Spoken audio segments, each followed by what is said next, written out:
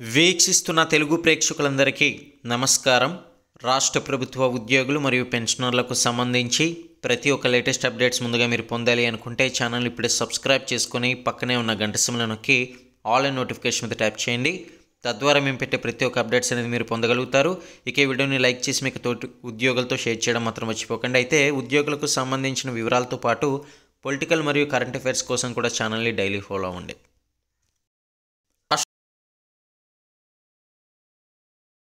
రాష్ట్ర సచివుని AP NGO association నాయకులు మంగళవారం అయితే కలిశారు.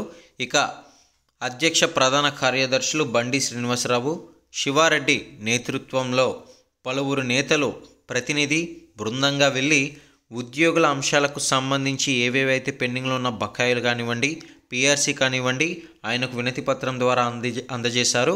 ఇక 12వ పిఆర్సీ ముఖ్యంగా వచ్చేలోపు ఉద్యోగ ఉపాధ్యాయ పెన్షనర్లకు 30% మధ్యంతర భృతిని పెంచాలని కోరారు. అలాగే పెండింగ్లో ఉన్న ఆర్థిక బకాయిలన్నీ కూడా చెల్లించాలని కోరారు. మరియు 11వ పిఆర్సీ డిఏ బకాయిలను ఇచ్చిన హామీ మేరకు చెల్లించేందుకు చర్యలు వెంటనే తీసుకోవాలని ఈ యొక్క సందర్భంగా విజ్ఞప్తి చేశారు. చూశారు కదండి, మరి సిఎస్ను కలిసి యొక్క సందర్భంగా వినతి పత్రం అయితే అందజేశారు.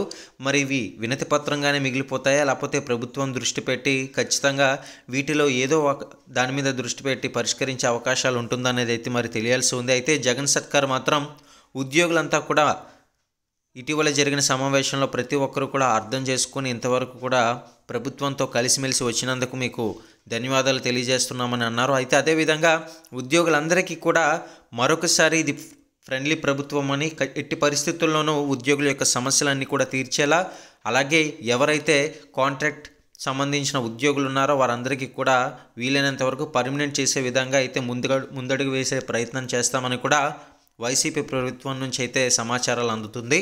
మరి చూడాలి, ప్రతి ఒక్క నిర్ణయం పట్ల ప్రభుత్వం దృష్టి పెట్టి సరైన నిర్ణయం తీసుకుంటే బాగుంటుందని ఉద్యోగులంతా కూడా అభిప్రాయపడుతున్నారు.